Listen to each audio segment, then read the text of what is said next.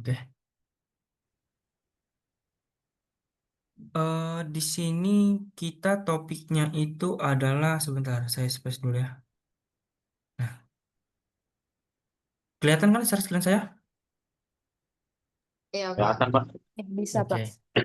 Untuk topiknya adalah penyebaran agama Islam di Indonesia. Ya, ini topiknya. Di sini nanti saya sajikan beberapa pernyataan tentang proses masuknya Islam ke Indonesia. Ya, saya sajikan. Berarti saya sajikan nanti ada lima pernyataan. Nah, dari lima pernyataan tersebut, yang mana yang menyebabkan Islam itu dapat dapat berkembang secara pesat setelah masa Hindu-Buddha, terutama di Indonesia ya. Apa yang menyebabkan Islam mudah menyebar ke Indonesia? Apa saja? Ada yang masih ingat? Perdagangan, Pak. Perdagangan, iya, perdagangan. Dakwah. Kurang tepat perdagangan. Dakwah, Pak. Dakwah bisa ada sekitar 10. Perdagangan itu kan sebenarnya eh, dia nggak menyebarkan agama Islam sebenarnya pada saat perdagangan. Tapi mereka itu mencari teman. Jadi mencari teman yang seagama lalu mereka itu berkumpul dan menjadi dan membuat satu katakanlah satu komplek perumahan khusus mereka. Apa saja yang menyebabkan agama Islam dapat berkembang di Indonesia? Setelah ini materinya setelah masa Hindu-Buddha. Runtuhnya Nikahan. kerajaan Hindu-Buddha, Pak. Apa? Runtuhnya kerajaan Hindu-Buddha. Itu bisa bisa runtuhnya benar. Jadi terjadinya kekosongan kekuasaan. Lalu apa lagi?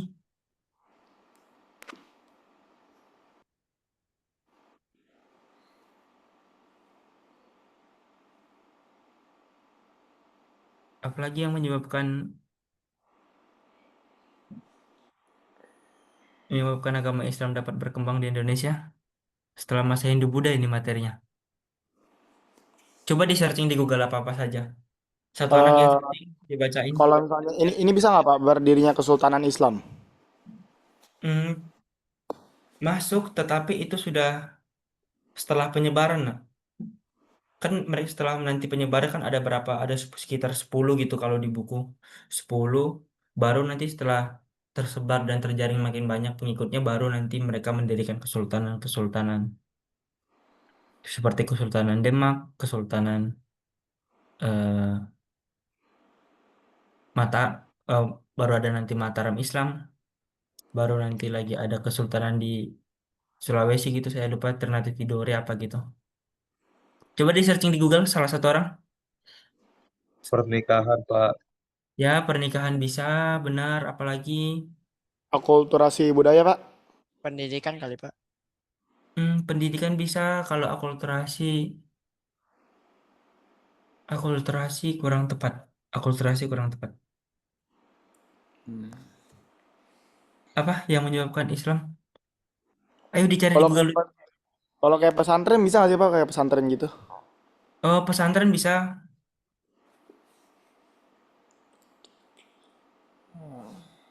Tokoh agama dan lembaga keagamaan Islam.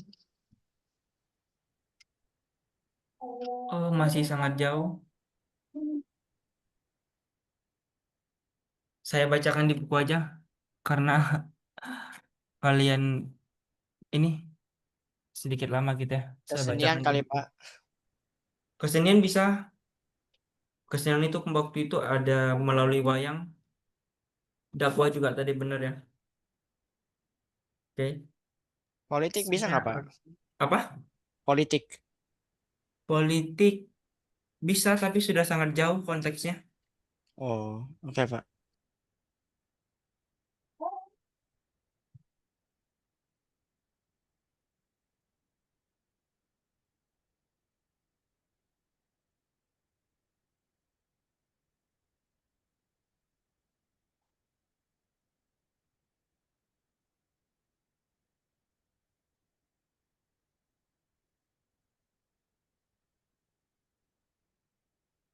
Kalau kenapa Islam itu berdasarkan buku ya?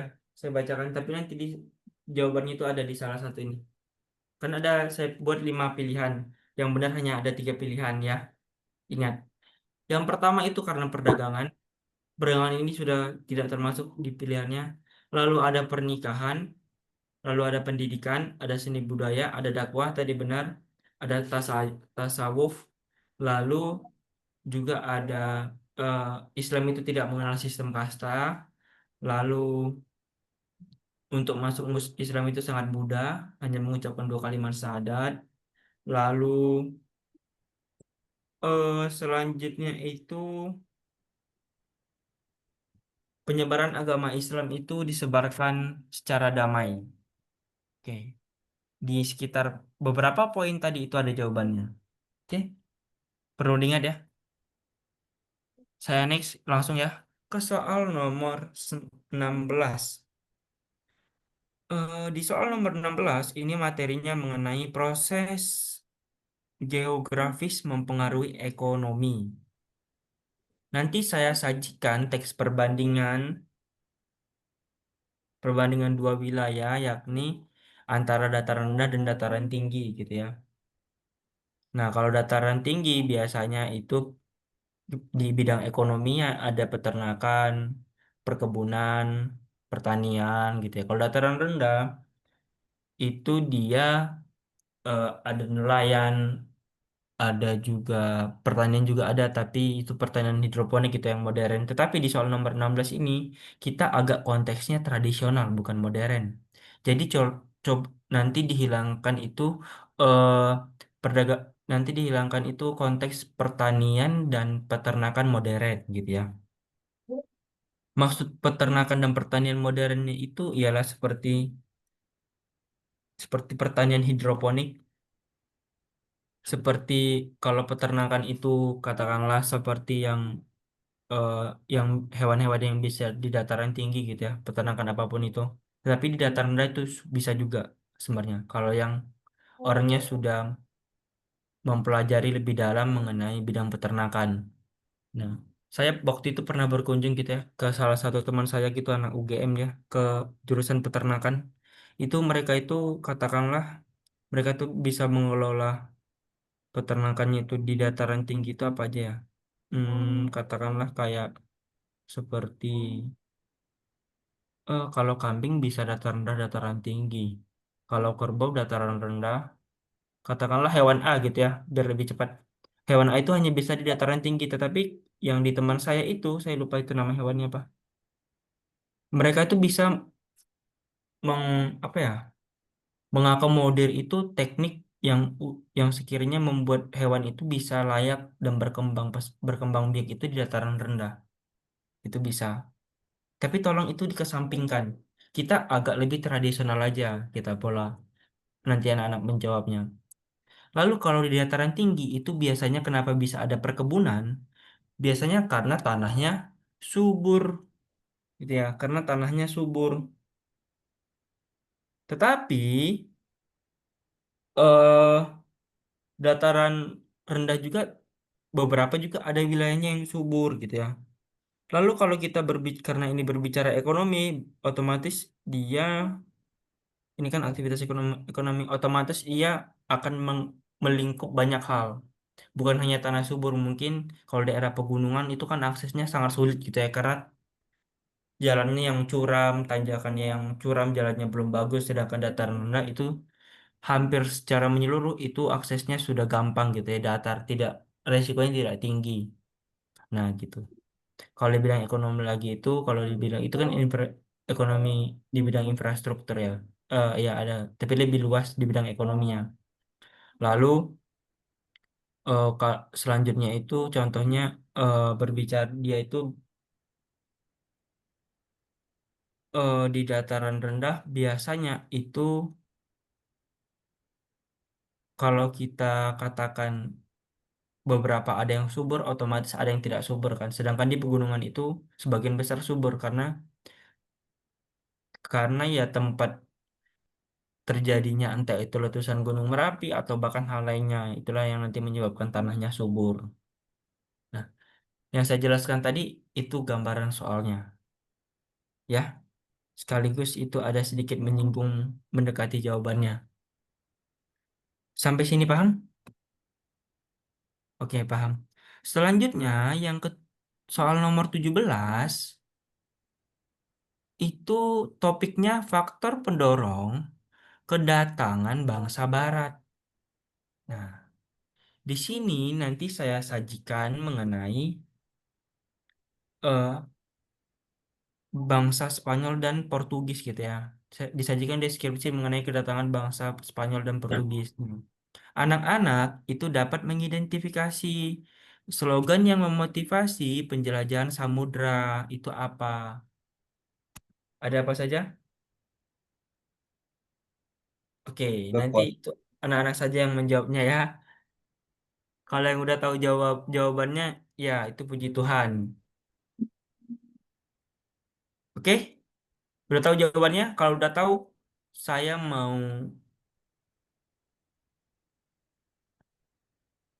eh saya mau minta satu orang. Coba deh satu. Ada yang mengetahui motivasinya apa atau ya latar belakangnya yang melatar belakangi mereka datang ke Indonesia? Rempah-rempah, Pak. Ya, kurang tepat Tony. Ternyata masih salah. Iya, rempah-rempah SDA, benar. SDA Slogannya, apa? slogannya Tony. Ya, Gold, gospel, glory. ya, itu slogannya. Oke, dan itu nanti akan menjadi jawabannya. Nah, saya save dulu. Soal nomor 18, di sini anak-anak nanti masih sama ya, pelajarannya masih stories gitu ya.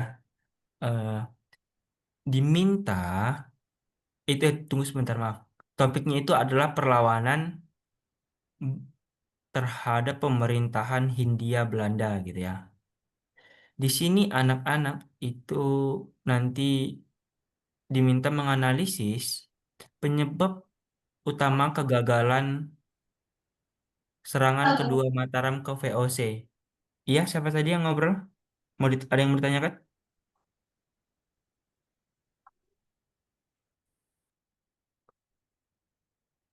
Enggak ada? Saya lanjut saja ya. Nah, di sini nanti anak-anak diminta untuk kira-kira yang menyebabkan kegagalan serangan kedua Mataram ke VOC itu apa gitu.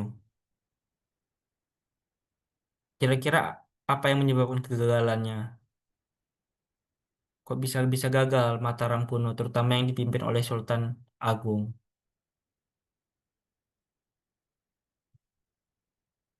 Sampai sini paham?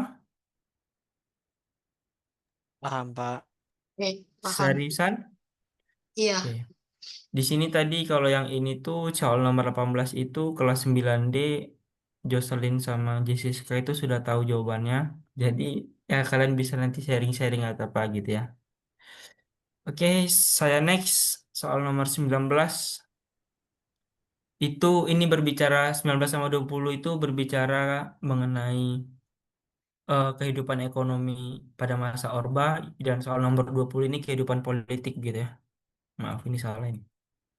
Kehidupan politik masa Orba gitu ya.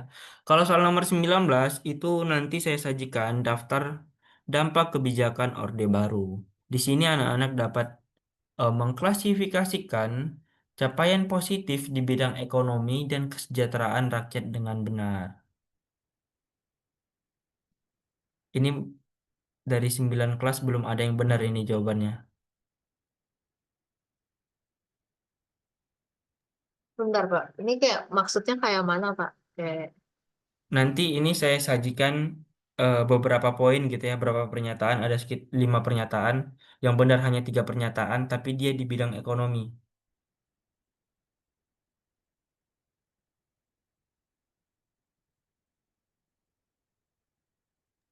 ini pilihnya yang positif kan? Iya, yang positif. Ya, benar.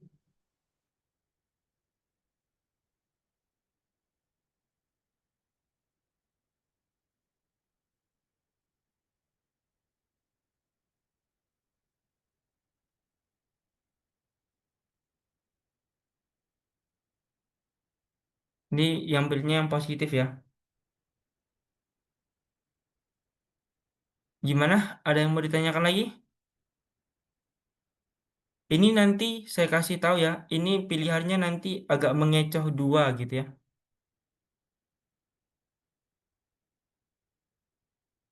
Oh enggak, ini kelihatan nanti kok jawabannya. Ini kelihatan nanti jawabannya yang benar. Kelihatan banget. Semoga kalian bisa. Saya berharap seperti itu. Mengerti? Kalau mengerti saya naik nih. Nomor 20. Ngerti, Pak. Ya. Iya. Yes. Di soal nomor 20, ini dia berbicara mengenai kehidupan politik pada masa Orde Baru ya. Jadi nanti saya sajikan sebuah mungkin narasi sedikit gitu ya. Maaf nggak ada narasi. Nanti disajikan mengenai ya narasi ya satu kalimat transisi pemerintahan dari masa Orlam ke masa Orba. Kan pada masa Orlam itu banyak ya terjadinya miskomunikasi atau mispenyusunan di bidang politik gitu loh. Sehingga karena banyaknya hal tersebut yang salah, akhirnya pemerintahan Orde Baru itu berusaha memperbaiki. Ada beberapa nanti poin penting gitu ya. Poin penting yang diperbaiki pada masa Orde Baru. Yang dimana poin tersebut nanti akan kita rasakan dan kita gunakan setiap harinya. Entah itu pada saat upacara bendera, dalam kehidupan sehari-hari, atau bahkan hal lainnya.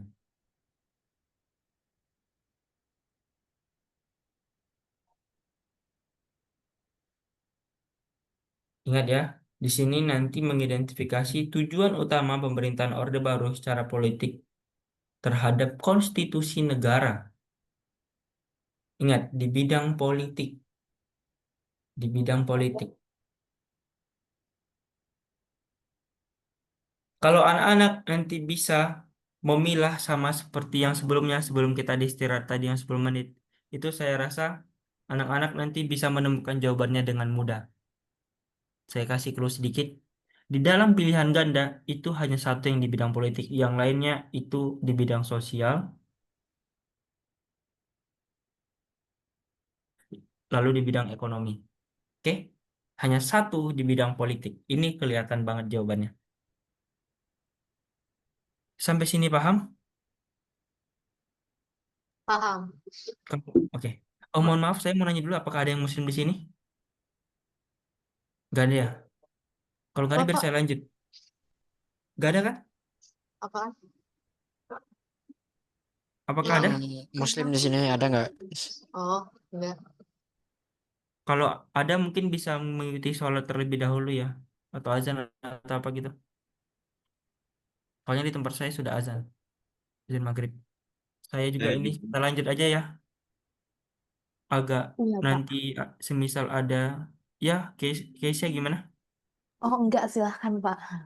Oh, Itu ya udah. aman. Kayaknya enggak ada. Eh, Semisal ada sedikit suara masjid, saya minta maaf dulu ya.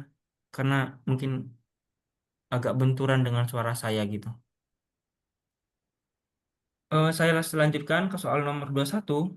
Nah, di soal nomor 21, ini kan topiknya lembaga keuangan untuk kesejahteraan rakyat. Tetapi nanti di dalam soal itu saya sajikan 4 pernyataan. 4 pernyataan. Ingat, 4 pernyataan. 4 pernyataan mengenai aktivitas perbankan. Nah, setelah anak-anak nanti membaca soal, lalu membaca 4 pernyataan tersebut, anak-anak itu menganalisis tugas spesifik dari Bank Indonesia sebagai bank sentral. Yang anak-anak analisis ini. Setelah membaca soal, anak-anak membaca pernyataan, lalu dianalisis.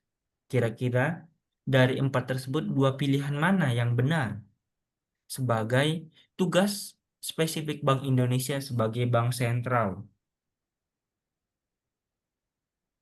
Ini dia sebagai bank sentral. Ini saya mohon maaf nggak bisa memberikan apa itu tugas dari bank sentral. Anak-anak bisa mencarinya ya sendiri. Sampai sini ada yang mau ditanyakan? Kalau paham beri reaksi. Paham semua? Oke. Terima kasih.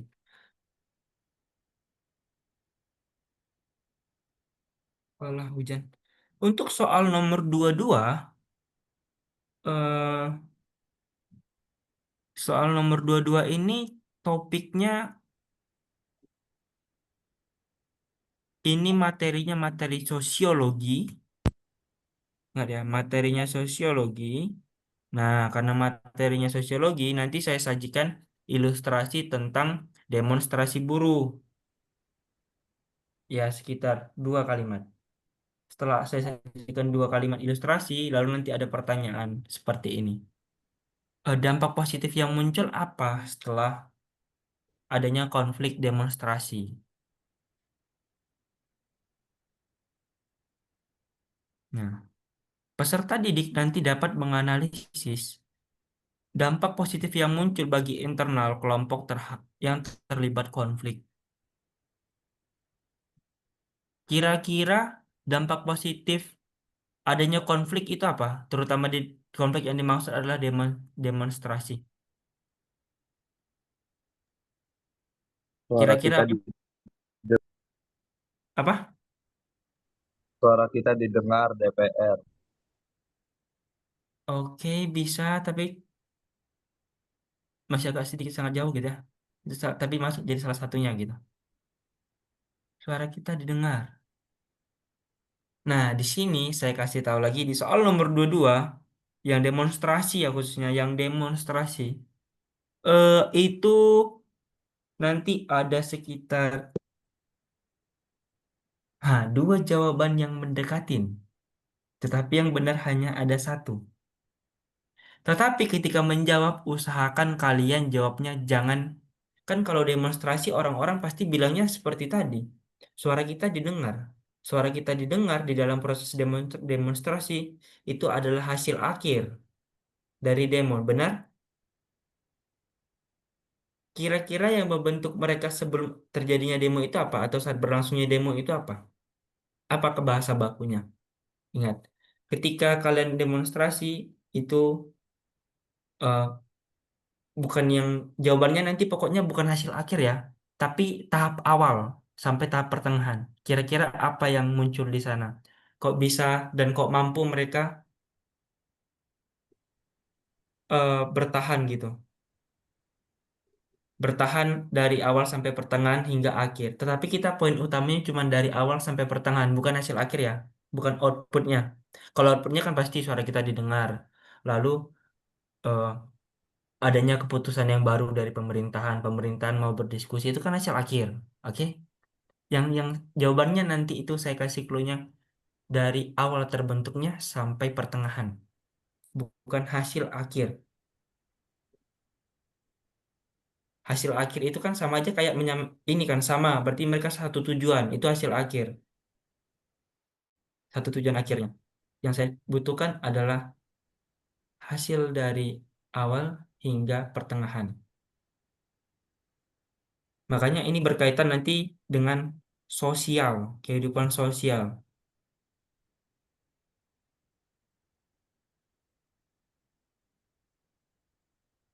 Sebentar. Apakah sampai sini paham?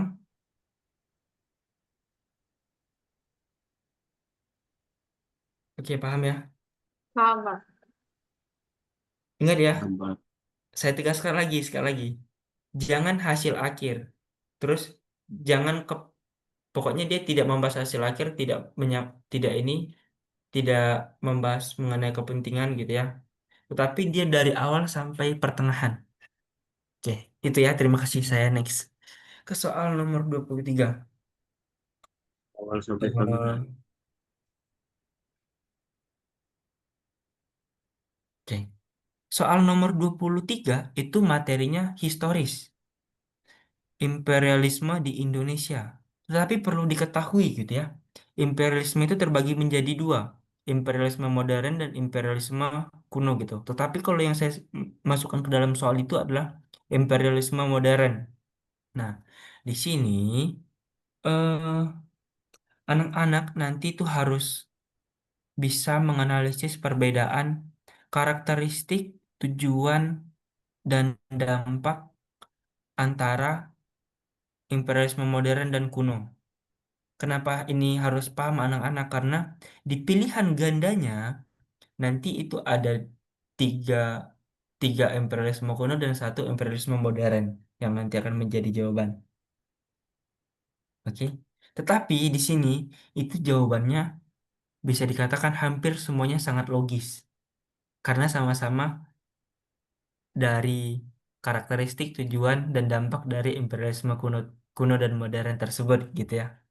Nah, ini nanti saya sajikan memang penjelajahan, saya jelasin dua penjelajahan samudra gitu ya, yang dilakukan oleh bangsa Barat yang terdiri dari dua jenis gitu ya, ada imperialisme modern dan imperialisme kuno gitu. Nah, di sini nanti anak-anak itu hanya eh, yang perlu difokuskan itu anak-anak itu menganalisis tujuan spesifik dari imperialisme modern di bidang ekonomi. Nah, poin utamanya hanya ini. Ingat, poin utamanya hanya ini. Anak-anak menganalisis tujuan spesifik dari praktik imperialisme modern di bidang ekonomi.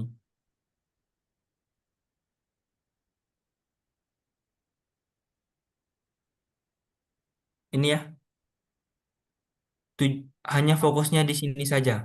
Tetapi sebelum anak-anak bisa paham ke bagian ini, tujuan, anak-anak harus memahami dulu nih perbedaan karakteristik, tujuan, dan dampaknya. Atau enggak anak-anak mau lebih simpelnya, itu eh, kalau mau lebih ini ya palingan anak-anak tulis itu dan pelajari itu adalah di bidang karakteristik dan tujuannya saja. Baik itu di bidang imperialisme kuno dan modern, agar tidak salah salah dalam menjawab nanti. Ya gimana? Tadi ada yang mau bertanya? Enggak, Pak. Udah paham. Sudah? Udah. Seriusan? Iya, iya. Oke, di tempat saya hujan ya. Kedengaran nggak suara hujannya? Enggak. Tepatnya Seriusan, kalau juga kedengaran saya menggunakan earphone. Hah? Emang ada hujan, Pak? Ada di tempat saya hujan ini. Saya Eh, panas. Oke, bentar saya ngambil earphone antisipasi saja. Di soal nomor 24 itu topiknya adalah perdagangan internasional. Ini topiknya ya. Nah, di sini nanti saya sajikan lagi beberapa pernyataan. Pernyataannya terdiri dari 4. Oke, ini saya tulis saja gitu ya. Disajikan em- 4 daftar pernyataan dari ciri perdagangan gitu ya. Saya tulis nih biar mempermudah kalian. Gini.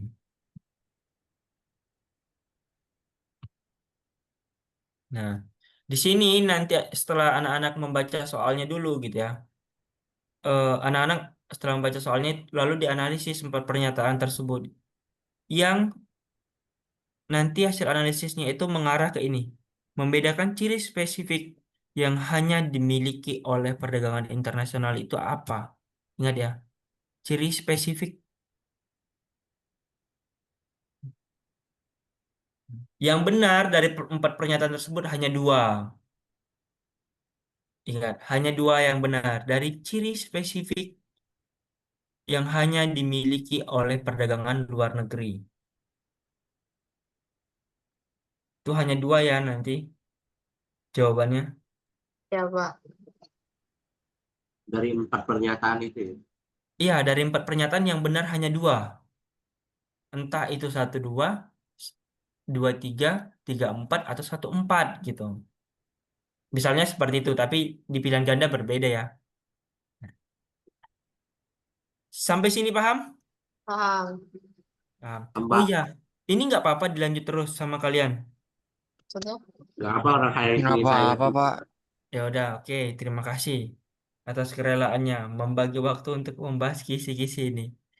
Eh, Kalau untuk soal nomor 25 itu kan mengenai sama perdagangan internasional, tetapi nanti di dalam soalnya anak-anak perlu membaca ya,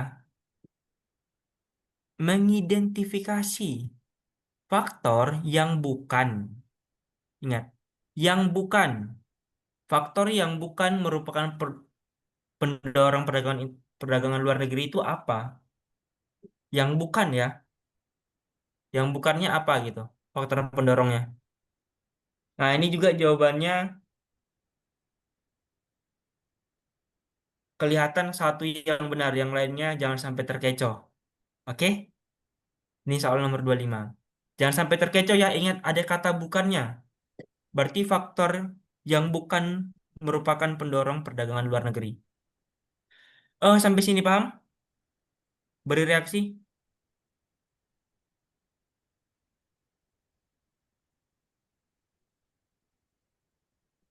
Oke, paham ya? Saya next ke nomor 26.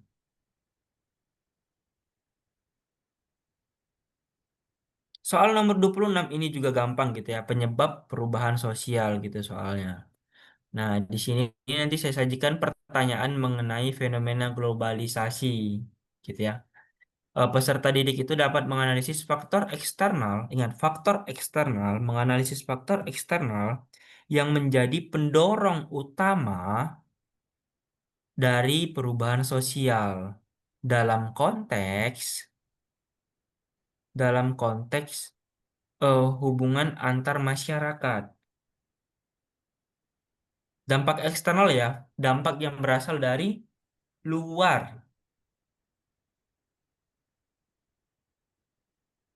Kira-kira apa yang menyebabkan eh, perubahan sosial itu